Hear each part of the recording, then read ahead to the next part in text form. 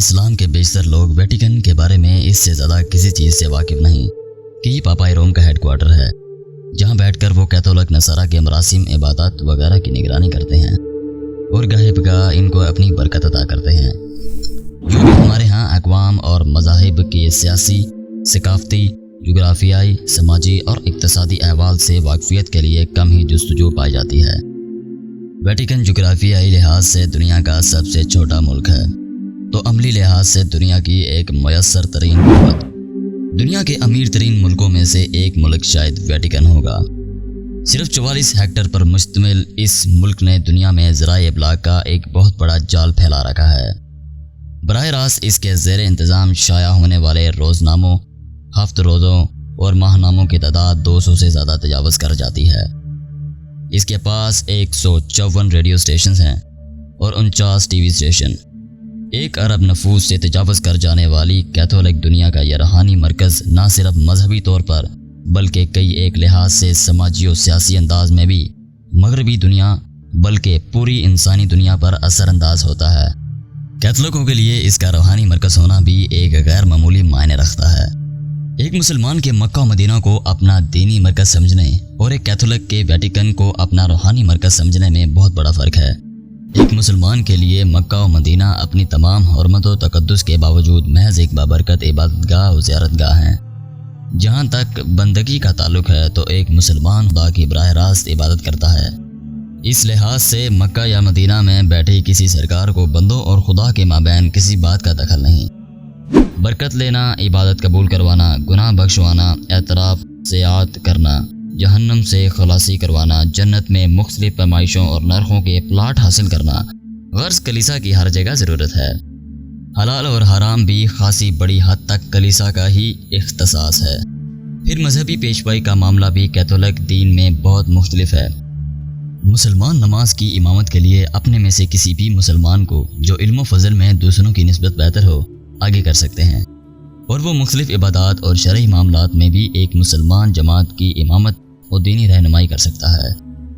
البتہ کیتھولک دین میں یہ اختیار کلیسا کا ہے۔ کیتھولک دین میں ہیراچی ہے، یعنی ایک باقاعدہ پیشوائیت ہے۔ مذہبی طور پر باقاعدہ مذہبی رتبے ہیں۔ ہر رتبے کے اپنے مذہبی اقرارات اور اختصاصات ہیں۔ ان رتبوں پر کسی کو فائز کرنا یا کسی کو ان رتبوں پر محروم کرنا کلیسا کا حق ہے۔ سب عہدے پوپ یا پھر پوپ کے مقرر کردہ افسران مجاز کی جانب سے عطا ہوتے ہیں۔ چنانچہ دنیا بھر کے کیتھولک عبادت خانے اور مذہبی پیشوا کڑی در کڑی پوپ سے منسلک ہیں اور اپنے وجود کے جواز کے لیے پوپ پر ہی انحصار کرتے ہیں۔ اس کے بغیر ان کی عبادت تک معتبر نہیں۔ اس لحاظ سے ویٹیکن کا ایک عرب کیتھولک نصارہ کا روحانی مرکز ہونا اس کو ایک ناقابل انداز اہمیت دیتا ہے۔ تاہم ویٹیکن محض ایک روحانی مرکز ہی نہیں، اس کی اہمیت کی اور بھی کئی ایک جہتیں ہیں۔ ویٹیکن کو ایک بے حد پراسرار نگری سمجھا جاتا ہے۔ کہا جاتا ہے کہ اس کی بہت سی راہداریوں اور زمین دوز حصوں سے ویٹیکن کے بہت سے خواص بھی شاید واقف نہ ہوں۔ سوئٹزرلینڈ کے وہ فوجی جو ویٹیکن کے پہرا و حفاظت پر ہوتے ہیں، ان کو ایک خلف اٹھانا ہے کہ وہ یہاں کا کوئی راز فاش نہیں کریں گے۔ یہاں کے لوگوں میں مشہور ہے کہ ویٹیکن کا کوئی راز معاذ اللہ اگلے جہان بھی فاش نہیں ہو سکتا۔ ہولی سی یعنی پوپ کا ادارہ دنیا کا ایک قدیم ترین ادارہ ہے۔ نامعلوم اس کے اندر دنیا کے کیا کیا راز اور کیا کیا دستاویزات دفن ہیں۔ کئی ایک کا خیال ہے کہ کبھی ویٹیکن کے راز کھلیں اور اس کے کچھ حصوں تک لوگوں کو رسائی ہو تو نامعلوم یہاں سے کیا کیا کچھ برآمد ہو، حتیٰ کہ بعید نہیں انجیل کے وہ مفقود نسخے تک برآمد ہوں جن تک کی رسائی اب ممکن نہیں رہی، اور جن میں نبی آخر الزمان صلی اللہ علیہ وآلہ وسلم اور آپ صلی اللہ علیہ وآلہ وسلم کی امت کی بابت کئی ایک نصوص ہوں۔ چرچ اور اسٹیٹ میں علیحدگی ہو جانے کے بعد بھی چرچ کا دائرہ اثر کچھ گیا گزرا نہیں۔ اس کے کئی شواہد آج بھی دیکھے جا سکتے ہیں اور ہم بھی اس کا کچھ ذکر کریں گے۔ البتہ موجودہ دور میں جس کے اندر بین الاقوامی صورتحال ایک خاص لگی بندگی شکل اختیار کر گئی ہے، ضروری سمجھا گیا کہ پوپ کا روحانی منصب تو اپنی جگہ کلیسا کے سربراہ کو بین الاقوامی سطح پر بھی ایک باقاعدہ حیثیت حاصل ہو جو کہ دنیا کے کسی بھی ملکی سربراہ سے کسی صورت کم نہ ہو۔ اس مقصد کے لیے ویٹیکن کو ایک باقاعدہ ملک کا درجہ دیا گیا۔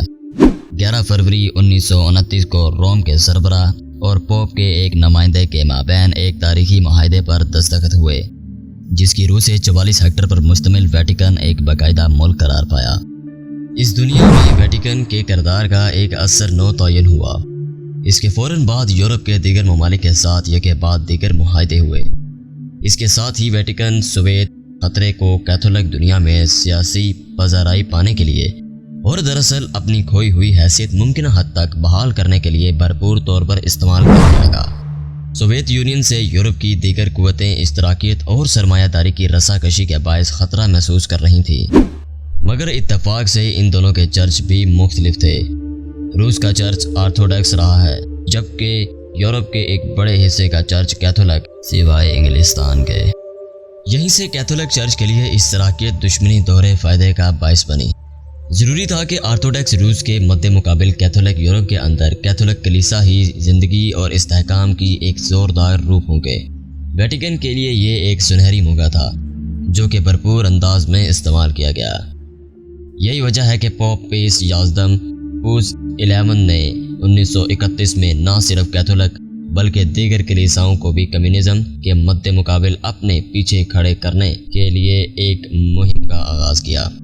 ये अलग बात के रिकॉर्ड दुरुस्त रखने के लिए थोड़ी बहुत तनकीद कैपिटल अज़म पर भी की, जिसका अंदाज़ा ज़्यादातर लाड प्यार का रहा। गज़ा में कायम centre Palestine for studies and research की जानिब से पेश की गई एक स्टडी ज़ेरे उन्वान वेटिकन और अरब सेहोनी कशमकश में है कि वेटिकन ने यह पॉलिसी अपना रखी है कि आलमी पॉलिसियों में यह ज़्यादा से ज़्यादा शरीक हो और नहीं तो आलमी पॉलिसियों के अमल दरामद में जहाँ तक गुंजाइश हो ज़रूर हिस्सा पाए। जंग अज़ीम दोम के बाद वेटिकन बतौर ख़ास इस अमर की ताक में रहा है कि आलमी अमूर में कहाँ कहाँ कोई किरदार अदा किया जा सके कि रूहानी मुकाम के साथ साथ या फिर इसकी आड़ में इसे दुनिया में ज़्यादा से ज़्यादा सियासी असर व रसूख भी हासिल हो। चनांचे यही वजह है कि वेटिकन यहूदियों और सहूनियों की बाबत भी अपनी बहुत सी कस्में तोड़ने पर आमादा हुआ। 1967 के बाद इसराइल के साथ गैर रस्मी मुज़ाकरात का सिलसिला चलाया गया, जो कि फिर आखिर इसराइल के साथ सफारती ताल्लुकात का क़याम पर मुंतज हुआ। वेटिकन को एक बाकायदा रियासत का दर्जा देकर मुस्तकबिल में दरअसल इसके लिए बहुत से आलमी किरदार अदा करने की जानिब गोया रास्ता खोला गया। पिछले 10 साल से वेटिकन अमीर मुल्कों से ये जो मुतालबा कर रहा है कि वो गरीब मुल्कों के कर्जे माफ़ करें, वो दरअसल एक शैतानी ढोंग है जो पोप के हाथ से सादिर होने वाली 1994 की एक दस्तावेज़ के ज़रिए रचाया गया। इसके लिए जो वक्त मुंतखब किया गया वो ख़ास तौर पर तवज्जो तलब है, यानी कम्युनिज़म के ख़ात्मा और सर्द जंग के अख्ताम का माबाद दौर। इस दौर में ज़ाहिर है कि मगरिब और जनूब अफ्रीका के मुल्कों के माबैन ताल्लुकात की एक नई जहद शुरू होना थी, मगर ये आवाज़ कलीसा से उठाई गई। इस दस्तावेज़ में बहुत ही हमदर्द लहजा अपनाया गया। मकरूज़ मुल्कों को जो कि अपनी कर्ज ख्वाह कुव्वतों के हाथ में ग़ुलाम होकर रह गए हैं, अब आज़ाद कर दिया जाए। पोप ने इस दस्तावेज़ में ज़ोर दिया कि 2000 तक ज़रूर ऐसा हो जाए।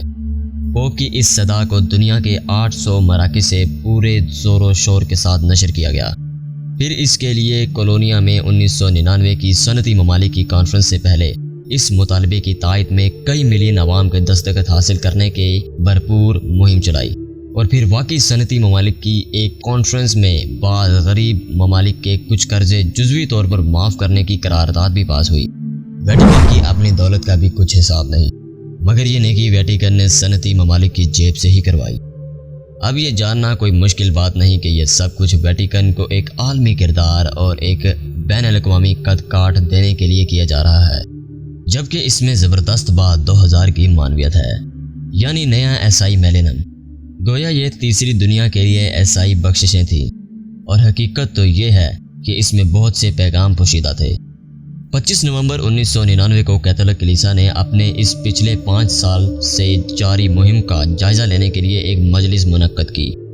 इसमें कलीसिया के नुमाइंदों की दुनिया के बड़े बड़े बैंकों और मालियाती इदारों के साथ की गई मीटिंगों की रिपोर्ट पेश हुई। इन राब्तों का दायरा बढ़ाने का फैसला किया गया।